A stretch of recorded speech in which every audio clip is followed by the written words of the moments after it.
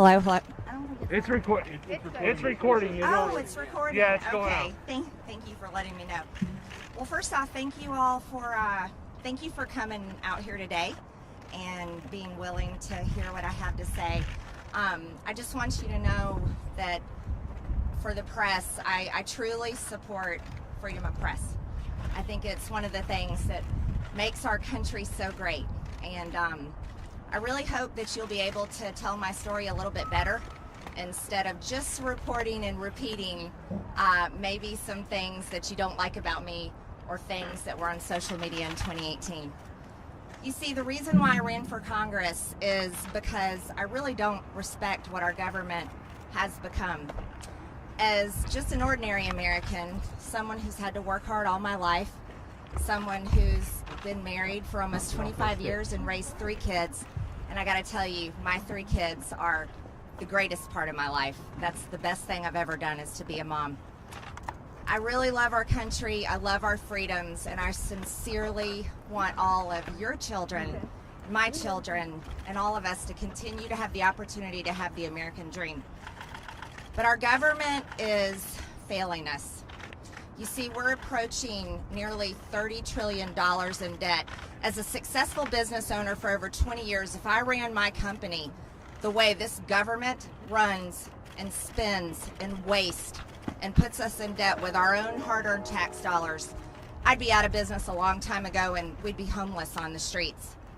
But it's much worse than that. For decades now, this government has sold out our American worker, sent our jobs overseas to foreign countries. We've opened our borders wide open to be flooded with illegals coming into our country. Think about Kate Steinle, who was murdered on a pier in California. She died in her father's arms. Krisha Odette, her father served our country 4 tours in the Middle East, protecting our freedoms. When he came back home, his daughter was killed by an illegal alien in Texas. These are the things that shouldn't happen, but these are the policies that are allowed and continued. Our country has made it legal and funded with our tax dollars over 62 million abortions, murdering God's creation in the womb. That is a sin, a disgusting evil that is unfathomable. I can't even believe that it continues.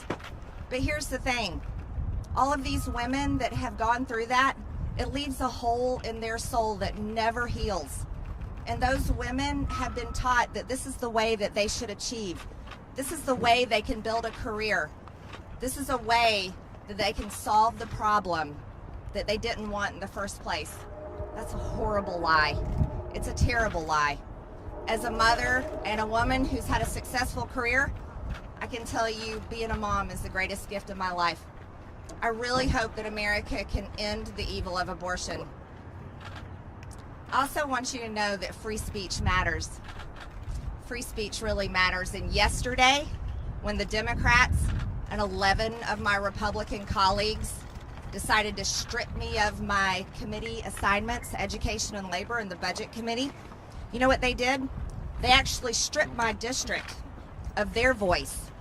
They stripped my voters of having representation to work for them for the budget. A successful business owner that knows how to make a profit, not a loss. That's what my district voted for me for. I'm a mom with 3 kids who has taken my children to gun-free school zones their entire time they went to school.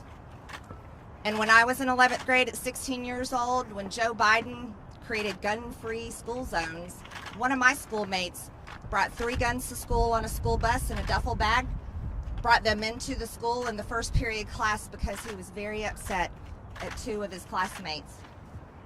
He pulled out his weapon, went to take control. The coach in the classroom knocked him to the floor, but he was able to reach in and get another one of his guns, fired his weapon, took control of our school, and we were held hostage in our classrooms for 5 hours. I want you to know, I know that fear that David Hogg felt. It's terrifying. It's terrifying when the only person in the building with a gun is very upset and is there to do evil. and there's no good guy with any guns to protect us. That's why when I was in Washington, I could go from Senate office to Senate office, just like David Hogg, and say, vote no to gun control, because we need our Second Amendment rights. We need to be able to protect our children with good guys with guns, just like the people up here protected themselves with 30,000 National Guard troops. Imagine that. They want to leave our children defenseless, but they will surround this place with a big, beautiful border wall and a whole bunch of good guys with guns. See, these are the policies that disgust me. These are the policies that disgust the American people. And these are the policies of hypocrites. You see, when the people in charge want to just spend your money and you have no choice but to give it to them, and believe me, I've been a good taxpayer for years now, and I always will be. And then they want to send our hard-earned dollars over to foreign nations and so-called foreign aid to fund things like border walls and bridges and schools and roads and abortion. That's wrong. Our tax dollars should stay here in America. Our tax dollars should fund our border wall, our bridges, our schools, our roads. They should help our homeless. They should help our people, our forgotten, our orphans, our foster care children. That's what our hard-earned tax dollars should be doing. Not what these people here have been doing for decades. Those that are in charge have been here for decades. Decades. Do you know the average age of retirement? It's around 64, 65 years old in the private sector, but not here in Congress. They cling to power as long as they can because apparently it's addictive and they can't give it up. This is something that I just can't tolerate. I can't take it, and the American people are so sick of it. You see, a record number of Americans voted for President Trump. Record number of Republicans voted for President Trump. Do you want to know why? It's because they loved his policies. They loved his fight. They loved the fact that for once we had a president that stood up for America, stood up for American businesses, and remembered the forgotten man. He was a president that didn't care about your skin color because God created us all equal, and thank God our Constitution affirms that. He was a president that wanted every single person to achieve, and that's why we supported him. That's why I've always supported him. And I want to tell you, Republican voters support him still. The party is his. It doesn't belong to anybody else. This impeachment trial that's going to happen next week is a circus. It's a circus that allows media companies to get lots of clicks, lots of views, and sell ad dollars. And you know what? That's pretty disgusting too. Everyone here knows that he did not cause this attack on the Capitol, nor did I, nor did any Republican, but the responsibility falls squarely on those that invaded the Capitol, the ones that planned it ahead of time. Those are the people that should be held accountable.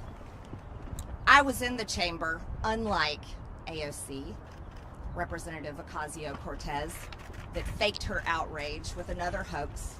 Just another hoax that gets shared everywhere. You see, those kind of fake lies, like AOC, Representative Cori Bush telling people that I attacked her when in fact it was on video that she attacked me. This is the kind of fake outrage that is dividing our Congress, along with the fake outrage on the news every single day that's dividing our people. You know what the media does, and you guys are great at it. And I'm telling you this because I want to like you. But you're doing a really good job at addicting our nation to hate. Teaching people to hate people like me, President Trump, and then on the right it's the same way. Teaching people to hate AOC, Ilhan Omar, Nancy Pelosi. See, it goes both ways, doesn't it? But teaching people to hate and addicting them to it is killing our country. It's causing people to no longer be friends, families to no longer talk to each other, even husband and wives getting divorced, parents not talking to their children, and the other way around. I think that's terrible, and it's shameful. When you have such a platform as you have, what do you want your legacy to be? Do you want your legacy to be the platform that destroyed our nation and caused our people to hate one another? Or would you rather be a platform that told the truth because you're given the great gift, the freedom of press, so that you can tell the truth?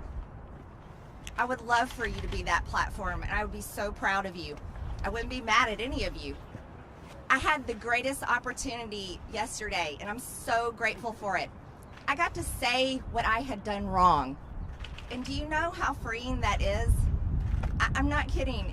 I seriously feel blessed by God because I got to do it on a world stage. I got to say, I said things wrong. I believe things that were wrong. And you know what? I'm so happy I got to do that. My district is thrilled with me.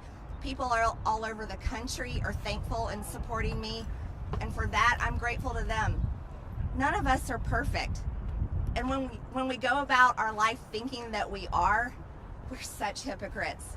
Truthfully, we really are. If we think we're perfect and can judge one another, that's such a mistake. So going forward, I've been freed. I do. I feel freed because you know what's happening on these committees? You see, we have basically a tyrannically controlled government right now. The Democrats. We've got Joe Biden writing executive order after executive order, sign him, sign him, sign him, doing whatever he wants up there in the White House. We have Nancy Pelosi leading the Democrats in Congress to do whatever the bail bond links to get the criminals out of jail. But they want to kick me off committees for social media posts that were conspiracy theories. That's pretty hypocritical. You see, the American people won't forget because they're still reeling from the devastation of this past year, where cities were burned, people were attacked, police officers still dealing with it, attacked night after night. They take that home with them and it hurts their families. Occupying federal buildings, taking over police precincts, so much damage, tearing down statues and monuments, erasing our history. This is what has happened. I do not condone what happened on January 6th. It was one of the scariest days of my life, next to being held hostage in a gun-free school zone, when one of my fellow students took it over with a gun, and no one protected us. No one could. It was terrible. So I'm going to ask all of you, think about what you report. When you're on the news calling riots, peaceful protest, the American people are disgusted with you because you're lying. When you're promoting people that protect these things and want to continue it, people are sick of it. They're fed up because they lost their businesses and they may have gotten hurt, and they're tired of being attacked because they want to wear a red hat that says "Make America Great Again," or they voted for Trump and we're proud of it. Things have got to change. And I tell you again, I'm fine with being kicked off of my committees because it'd be a waste of my time. You know who I am. I'm a very hard worker and I'm proud of it. So now I have a lot of free time on my hands, which means I can talk to a whole lot more people all over this country, and I can talk to more people and make connections and build a huge amount of support that I've already got started with people that want to put America first and don't care about the party lines and don't care about any of the political identities involved. And that's something that I am very excited about. So I look forward to going home and seeing people in my district. I'm thankful and overwhelmed by their support. I'm grateful that I had the opportunity to say the things that I don't believe and I shouldn't have said in the first place. And I'm really grateful to my God because He forgives me, and that's what being a Christian is all about. I have a message to other Christians in this country. Don't be lukewarm. That's not what your faith is for. Our Savior died on a cross so your sins can be forgiven, and He doesn't want you to be quiet about it. He wants you to share the gospel and share it with everyone. That being said, I'm going to let you guys go about your day. I know you got many things. Yeah, I'll take some questions. Yeah. I just wanted to ask you specifically. I know you talked yesterday. I listened to your speech, but you said on a video in January of 2019, I'm just going to read it to you verbatim. You said it's been taken out of context. Who are you with? What's your name? I'm Jessica Dean. with CNN. CNN. By our law, representatives and senators can be kicked out and no longer serve in our government. And it's a crime punishable by death, is what treason is. This is what you said. Did you see my speech yesterday? How many stories did you report on Russian collusion conspiracy lies? No, I want to know, have you apologized for Russian collusion conspiracy lies? Have you? I don't have to. You stand by the fact that you said Nancy Pelosi is guilty of treason, and that's I think you heard my speech yesterday. You owe the people an apology. You lied about President Trump. You owe the people an apology. I've done mine yesterday. Okay, next question. Do you want to apologize to David Hogg? Did any of you hear my speech yesterday? Congressman, you didn't apologize. You regret saying that she is guilty of treason and deserving of death. Congressman, what do you see as your role here going forward? My role is the job I got elected to do. I'm going to vote very conservative, pro-life, pro-Second Amendment, pro-border, pro-America, pro-American businesses, pro-economy, pro-jobs. We need to reopen this country. We need to put kids back in schools. Keeping them at home is killing our children. Depression is high, suicide's high. We canceled prom, canceled graduation, canceled their lives. I'm going to be working hard on those policies, and I'm going to be holding the Republican Party accountable and pushing them to the right. Can I follow up on that? What do you say to those 11 Republicans? Thank you. Jen Pellegrino with OAN. You mentioned AOC, and I wanted to ask you about that. You know, your supporters commonly know you as MTG. There's a lot of comparisons that could be made as a freshman in Congress making waves, receiving positive and negative attention on both sides of the aisle. Would you say that perhaps you've maybe scared Democrats in the media as well, in the same way that AOC, when she stepped on the scene, kind of made waves among Republicans? I'd say there's a comparison between us and the fact that we really don't care what other people think about us, because I can say that for myself. I've never met her, but I assume she probably feels that way. But there's a major difference in us. AOC embraces policies of socialism to what you could call communism. She wants to have all the power, and then the people that she claims she wants to help, her policies would reduce them to poverty, and they wouldn't have many freedoms left. So there's a big difference than us. I support our Constitution and all of our freedoms, and I'll work very hard against her policies. And one more question, if I may. Jen? Yes, one more question. So, Representative Adam Kinzinger this morning on Twitter, he said there's no remorse here for your past comments, just a huge desire to be famous. What do you say to him and the other 10 Republicans that voted against or voted for removing you from the committee? Well, there were 10 that voted for impeachment against President Trump, and they definitely paid the price. They heard from Republican voters. There were 11 that voted against me yesterday, and that's something that our leaders should be very upset about.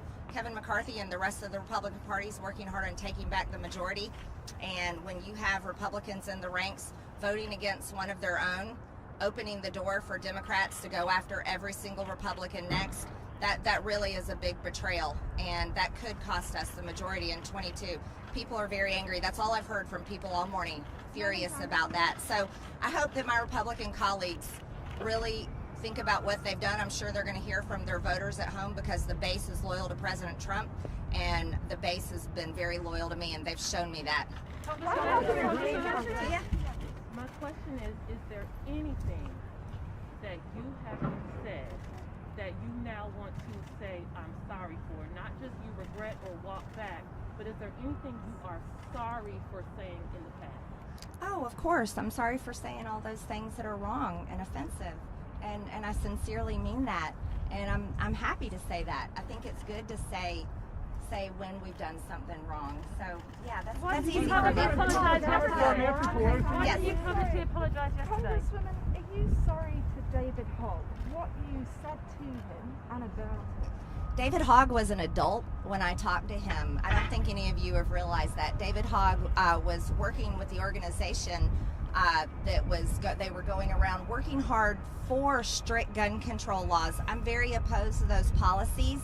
And so being in the same situation as David Hogg, my voice matters too. And so, no, I'm not sorry for telling him he shouldn't push for gun control. What we need to do is we need to protect our children. I think you're expecting.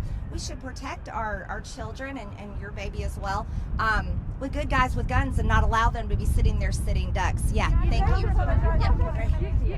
talking earlier about the media teaching people to hate, but wasn't it you who liked a page on Facebook, a comment saying Nancy Pelosi should get a bullet to the head, and didn't You know, this reminds me of when you guys would ask President Trump, President Trump, do you denounce white supremacy? And he would say, I denounce it. And then you would ask him again, and he would have to say, I denounce it. Those comments yesterday, did you? In your I have you didn't said mention it. those specifically. You know, here's the thing.